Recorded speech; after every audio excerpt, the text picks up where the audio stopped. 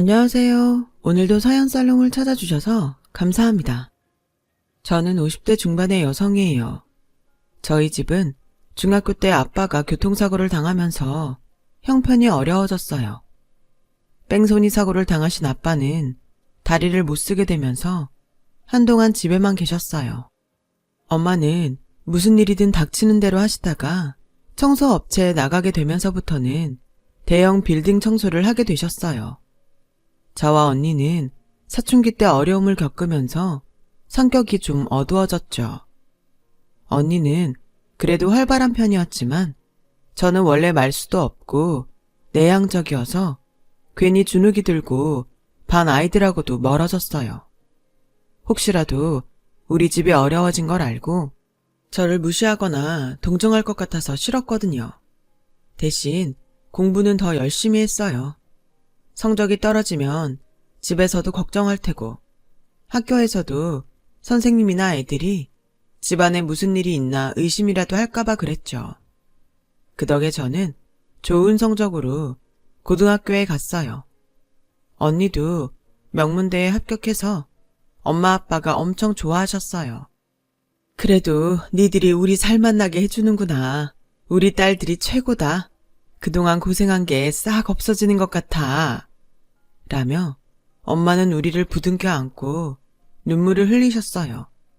저는 더 열심히 공부해서 언니처럼 좋은 대학에 가야겠다고 다짐했어요. 언니는 고액 과외 알바를 하게 되면서 집에 생활비도 보탰고 저한테 용돈도 줬어요. 그동안 아빠 병원비 갚는 것 때문에 힘들었던 저희 집은 그나마 좀 숨통이 트이는 것 같았어요.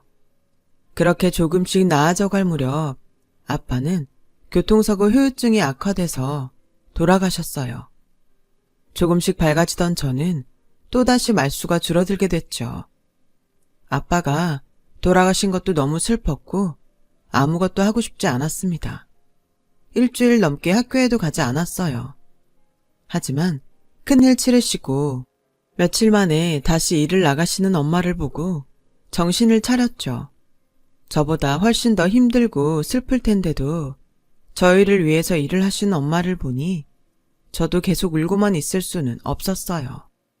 언니도 다시 학교에 가고 알바도 하고 있었고요. 저는 학교에 가서 그동안 못한 진도를 따라잡기 위해 애썼어요.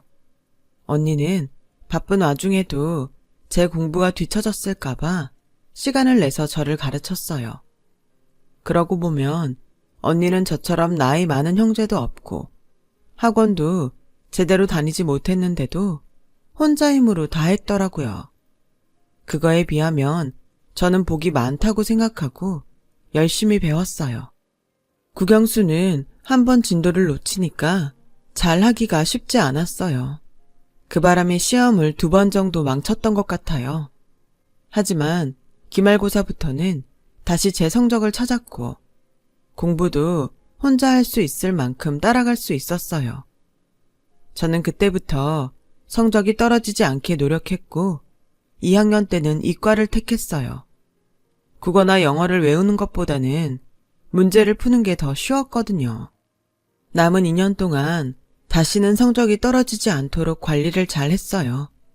그 결과 저는 좋은 대학에 들어갔고 졸업 후에는 좋은 기업의 제약연구소에 들어갔어요. 최종 합격 통지를 받은 날은 엄마와 언니와 함께 잔치를 했죠. 언니는 이미 기자가 돼서 신문사에 다니고 있었어요. 엄마, 일 그만 나가도 돼. 언니도 나도 다 일하잖아. 이제 집에서 편히 쉬어. 그래 엄마, 주연이 말대로 해. 우리가 돈 벌게. 나 아직 건강해. 일할 수 있을 때 해야지. 왜 쉬어? 난 청소하는 거 이제 이력이 나서 하나도 안 힘들어. 이걸로 니네 다 키우고 가르쳤잖아. 그런 일을 왜 관둬? 다신 그런 말 하지 말어. 라며 계속 일을 나가셨어요. 저희는 엄마가 고생스러우실까봐 걱정한 건데 오히려 일을 해야 더 마음이 편하다고 하셔서 더는 말릴 수 없었어요. 저는 회사 생활이 힘들어서 그만두고 싶을 때마다 그런 엄마를 보며 한 번 더 참게 됐어요. 시간이 흐르면서 점점 일에 익숙해지고 회사에도 많이 적응을 하게 됐죠. 처음 같이 들어온 동료 중 절반이 관뒀고 몇 명은 이직을 했지만 저는 계속 남아 있었어요. 그러자 저에게 중요한 프로젝트에 참여할 기회가 왔고 신약 개발에도 함께 할 수 있었어요. 쉽지는 않았지만 보람도 있었고 일도 점점 재밌어졌어요. 어느 날 저는 선배가 초대받은 병원 의사 모임에 같이 가게 됐어요. 선배와 같이 가기로 한 직원이 일이 생겨서 제가 대신 간 건데 거기서 저는 의사를 소개받았어요. 정형외과 의사인 그 남자도 다른 사람 대타로 그 자리에 오게 된 거라고 하더라고요. 저와 남자는 처음 보는 건데도 말이 잘 통하고 취향이 맞아서 다음에 또 보기로 약속했어요. 그렇게 같이 영화도 보고 밥도 먹고 하다 보니 정이 들었고 자연스럽게 사귀는 사이가 됐어요.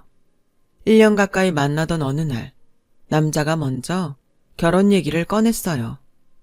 난 주연이 너보다 더 좋은 사람 못 만날 것 같아. 우리 결혼하자. 내가 잘할게. 우리 식구들도 내가 좋다고 하면 반대할 사람 없어. 라는 말이 좋긴 했지만 저는 망설여졌어요. 남자는 말을 한 적이 없지만 선배가 저한테 남자네가 의사 집안이라고 했었거든요. 물론 우리 집이 부끄럽지 않았어요. 하지만 그건 제 생각이고 집안 식구가 의사들이면 다른 집을 어떻게 볼지 알 수 없었으니 불안했죠. 그리고 그땐 언니도 결혼을 하지 않았을 때라서 제가 먼저 결혼을 하는 것도 마음이 편하지 않았어요. 이런 얘기를 언니에게 했더니 언니는 너만 좋으면 결혼해. 난 괜찮아. 누구든 먼저 짝 만난 사람이 하면 되지. 순서가 따로 있어? 그런 거 신경 쓰지 마. 라며 화통하게 제 결혼을 찬성했어요. 저도 남자와 결혼하고 싶었기 때문에 자꾸 좋은 얘기만 들으려고 했어요. 남자도 자기 집안 사람들 직업이나 환경 안 따진다고 해서 그대로 믿고 싶었고요. 겁이 나긴 했지만 저는 좋은 말들만 믿고 결혼하기로 했어요. 남자 어머니는 클래식 음악을 전공하신 분이더라고요. 원래 의사들끼리 결혼하거나 아니면 나처럼 음악 전공한 사람들하고 많이 해. 우리 재원이는 애가 좀 특이해서 아가씨 같은 사람 고른 거야. 아가씨가 복 받은 거야. 라면서 아들 자랑인지 집안 자랑인지 알 수 없는 말을 했어요. 그래도 부모님이 생각보다 점잖으신 것 같아서 안심했죠. 상견례 때는 언니도 자리에 나왔고 또 신문사 기자라고 하니까 전보다 더 예의를 갖추는 것 같더라고요. 의사 집안도 아니고 잘 사는 것도 아니지만 그래도 얕보지 못하는 것 같았어요. 그렇게 결혼까지 순조롭게 진행이 됐는데 문제는 결혼식장에서부터 생겼어요. 패배까지 마치고 손님들에게 인사를 하려고 옷을 갈아입는데 시어머니가 갑자기 탈의실로 들어오더라고요. 니네 엄마 빌딩 청소하러 다니는 거 왜 말 안 했어? 손님들이 왜 이렇게 천박하고 후진 사람들이 많나 했더니 다 니네 엄마 손님들이네. 아니, 그런 중요한 얘기를 왜 안 해? 너 우리 집에 들어오려고 작정하고 속인 거지? 그런 거 아니에요.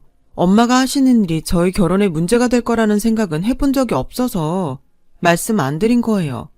기분 나쁘셨다면 죄송한데 다른 뜻은 전혀 없었어요. 이거 체면 때문에 결혼식까지 다 한마당에 물릴 수도 없고 아무튼 나중에 보자. 라더니 문을 쾅 닫고 나가더라고요.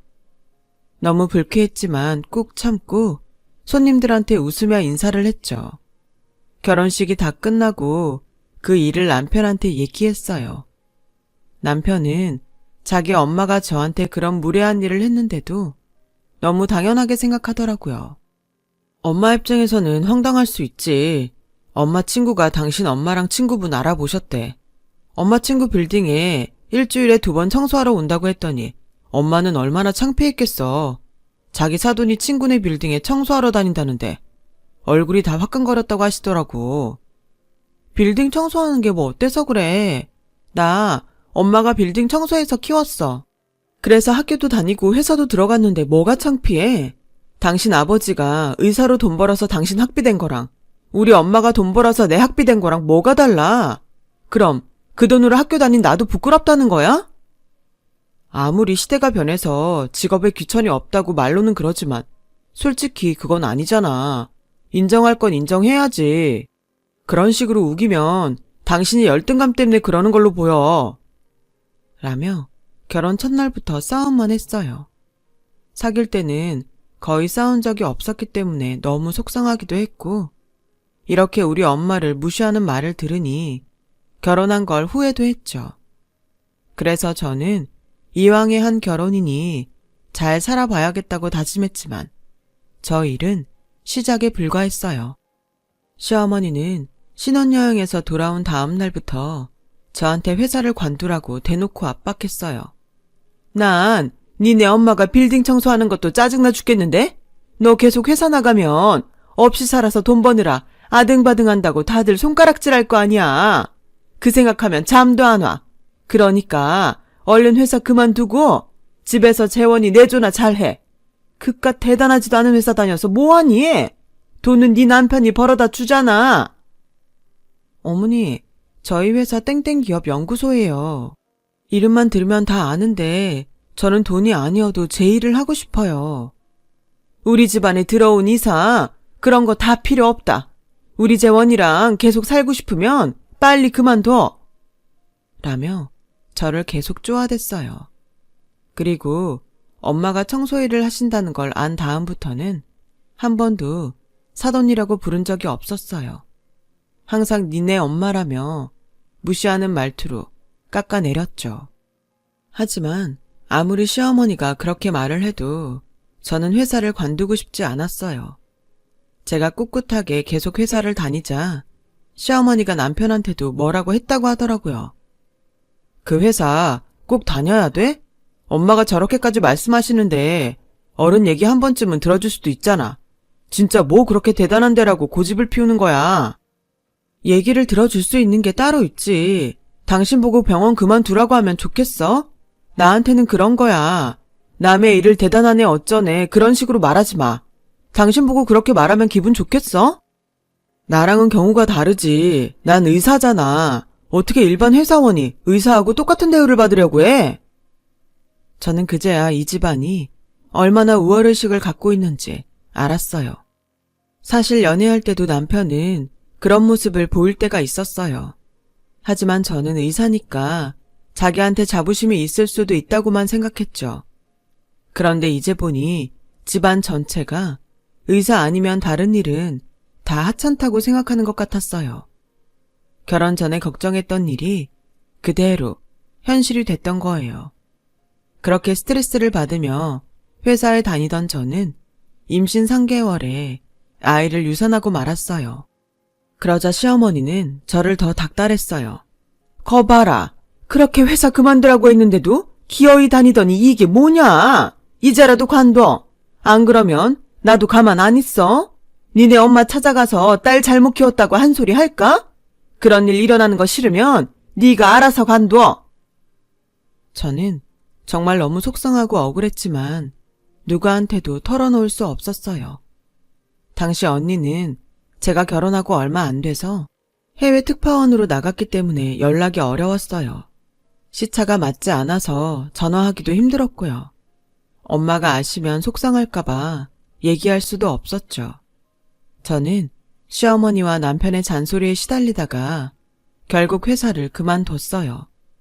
그 다음부터 시어머니는 별일 아닌 걸로도 저를 불러내서 우리 집안은 그런 집안 아니다.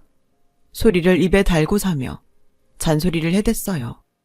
그러다가 시댁 친척집에서 잔치가 있었는데 저한테 굳이 한복을 입고 미용실에 가서 올림머리를 하고 오라는 거였어요. 어머니, 결혼식도 아닌데 올림머리에 한복까지 할 필요가 있어요? 그냥 깔끔하게 차려입고 가면 어떨까요? 넌 내가 몇 번을 말해 알아들을 거니? 우리 집안 그렇게 근본 없는 집안 아니라고 했지? 너 빼고 다 의사나 음악 전공자들인데 거기서도 혼자 후줄근하게 하고서 티낼래? 사람 망신시킬 생각하지 말고 하라는 대로 해. 할 수 없이 아침부터 한복을 입고 미용실에 가서 올림머리를 해야 했어요. 그런 제가 참 우습다고 생각됐지만 일단은 참아보기로 했죠. 그런데 마침 그 잔치를 여는 레스토랑이 엄마가 일하시는 빌딩에 있더라고요. 저는 엄마를 볼 수 있으려나 하고 찾았는데 마침 엄마가 레스토랑이 있는 그 층 계단을 청소하고 계셨어요. 저희가 좀 일찍 도착해서 문을 열기 전이었거든요. 저는 엄마한테 달려가서 안겼어요. 아유, 우리 딸 이쁘게 하고 왔네. 오늘 여기서 무슨 일 있어? 하시는데 잔치를 하는 친척분이 시어머니한테 우리 엄마 보고 누구냐고 묻더라고요. 그러자 시어머니는 모른다고 하시더니 저희한테 오셨어요. 하여간 너는 그렇게 눈치가 없니? 여기서 네 엄마 봤다고 하면 내가 뭐가 돼? 내가 청소부랑 사돈 맺었다는 걸 그렇게 알려야 되겠어? 진짜 창피해서 못 살겠네. 사부인도 이런 자리에서는 딸을 모른 척 해야죠. 얘 차림새 보면 딱 모르겠어요? 그렇게 의사사위 둔 걸 티내고 싶으세요? 정도껏 하세요. 저는 더 이상 참지 못하고 시어머니를 뒤로 밀며 엄마한테서 떼어냈어요. 당신이나 정도껏 하세요. 의사가 뭐 그렇게 대단해서 이런 식으로 사람을 모욕해요? 뭐? 의사 사위? 의사 남편? 웃기지 말라고 해요. 평생 자기 힘으로 돈 벌어본 적도 없는 주제에 누구 직업을 함부로 평가해? 당신 같은 집안에서 더 살라고 해도 안 살아. 저는 엄마 손목을 붙잡고 그 자리를 나와 친정으로 왔어요. 눈물이 나려는 걸 억지로 참고 있는데 엄마가 미안하다. 니네가 그만하라고 할 때 관둘걸. 괜히 지금까지 한다고 고집부려서 너만 힘들게 했구나. 그런 말이 어딨어. 난 엄마가 자랑스러워. 엄마 덕분에 회사에서 큰 프로젝트도 맡을 수 있었다고. 저 사람들이 이상한 거야. 내가 사람 보는 눈이 없어서 이상한 사람하고 결혼한 거지. 엄마 잘못한 거 하나도 없어. 라며 결국 눈물을 터뜨리고 말았어요. 시어머니는 제가 이혼하겠다고 하기도 전에 자기들이 먼저 이혼하라고 저한테 호통을 쳤어요. 우리가 이혼 당하는 집안이 될 것 같아? 똑똑히 알아도 네가 우리 집에서 쫓겨나는 거야. 라며 끝까지 자기네 체면만 생각했어요.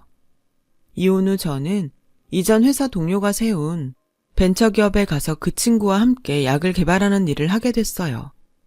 외국의 회사와 계약을 맺고 하는 일이어서 연구비를 신경 쓰지 않아도 됐고 저는 일에만 몰두하며 다른 일들을 잊었어요. 그 결과 저희는 비마약성 진통제를 개발해서 좋은 성과를 거두게 됐어요. 그러자 저희 회사로 많은 제의가 들어왔고 친구는 저에게 신약 개발을 단독으로 주도해보라고 맡기더군요. 저는 친구가 신뢰하는 것에 보답하는 마음으로 열심히 했고 그 약을 개발하는 데 성공했어요. 많은 시행착오가 있었고 힘들 때도 있었지만 다 해놓고 나니 너무 뿌듯하고 자신감도 넘치게 됐어요. 결혼하고 6개월 정도 되는 기간 동안에 시어머니와 남편한테 자존감 깎이는 말만 들었더니 저도 모르게 주눅이 들었던 것 같아요. 회사 규모가 커지자 친구는 저에게 이사 직책을 주었어요. 회사에 다시 들어가서 12년 만에 이룬 일이었어요. 그동안 언니가 결혼해서 한국에 들어오게 되면서 저희 가족은 다시 모여서 살고 있었어요. 언니는 저만 보면 항상 미안해했어요. 그때 너한테 결혼하라고 하지만 않았어도 네가 이런 힘든 일은 겪지 않았을 텐데. 아니야. 누가 그럴 줄 알았겠어. 언니는 내 생각해서 해준 말이었잖아. 난 인생 경험했다고 생각할래. 라며 제가 오히려 언니를 위로했죠. 그러다 언니 딸인 조카가 생일이 돌아왔어요. 그때 조카가 가벼운 교통사고를 당했다가 퇴원을 한 지 얼마 안 될 때라 퇴원도 기념할 겸 파티를 크게 열어주기로 했었거든요. 저희는 패밀리 레스토랑을 예약했고 저는 미리 가서 레스토랑에 양해를 구하고 케이크하고 과일을 세팅하기로 했어요. 주차장에 차를 주차하고 바쁘게 걸음을 옮기는데 식당 배달을 하는 사람이 저를 보지 못해서 부딪히고 말았어요.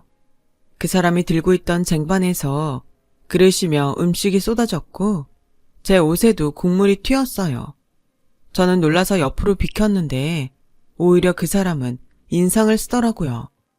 아니, 사람이 쟁반을 들고 지나가면 알아서 비켜야지. 이거 어떻게 할 거예요? 할머니, 저는 비키려고 했는데 앞을 안 보고 오다가 저랑 부딪힌 거잖아요. 라고 말하며 할머니 얼굴을 본 저는 너무 놀랐어요. 그 사람이 바로 시어머니였거든요.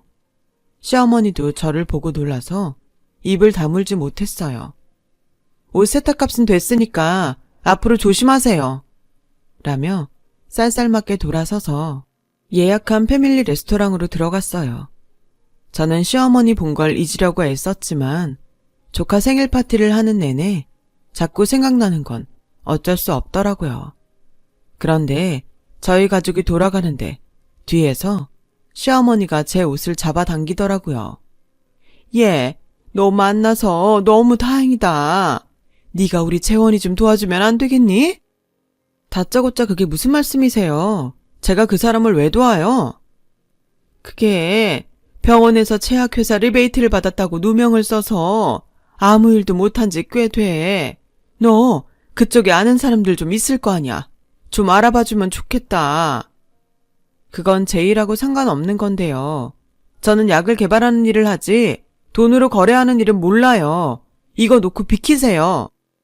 그래도 그쪽 일 돌아가는 건 잘 알 거 아니야. 네가 다니던 데가 큰 회사였으니까 알아보려면 알아볼 수 있잖아. 그러지 말고 좀 도와줘. 생판 모르는 남도 돕는데 우리가 남도 아니었잖아. 네가 일한 게 이럴 때를 위해서 한 건지도 모르잖아. 라고 하자 어느새 엄마가 와서 시어머니를 저한테서 떼어놓으셨어요. 가만히 듣고 있으려니 진짜 기가 막히네요. 이보세요. 댁이랑 우리가 남보다 못하면 못했지? 뭐 대단한 사이였다고 이러세요? 내가 청소한다고 남의 딸 직장 무시하고 얕보고 회사도 못 다니게 해놓고서 이제 와서 그런 말이 입에서 나와요? 사부인, 진정하세요. 그때야 그럴만 했고 지금은 그게 아니니까 이렇게 말하잖아요.